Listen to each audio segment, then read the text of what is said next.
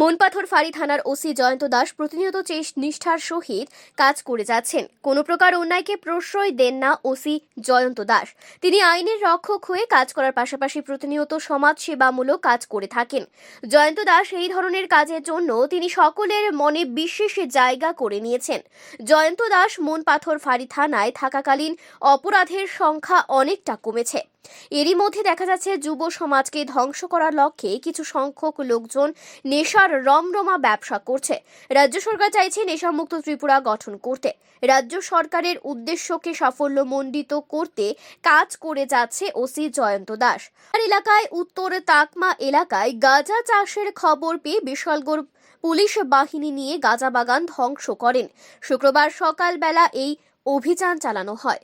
আজকের এই অভিযানে প্রায় 2000 গাঁজা গাছ নষ্ট করা হয় বলে জানা যায়।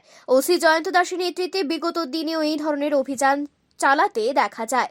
জয়ন্ত দাসের এই ধরনের অভিযানে খুবই খুশি স্থানীয় লোকজনেরা।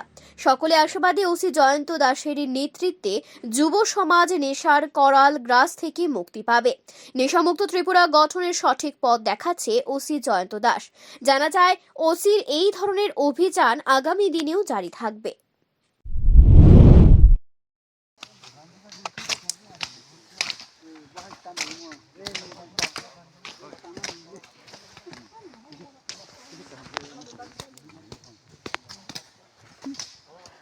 এটাই বলবো আর নাই ভালোই ছিল না ভালোই ছিল।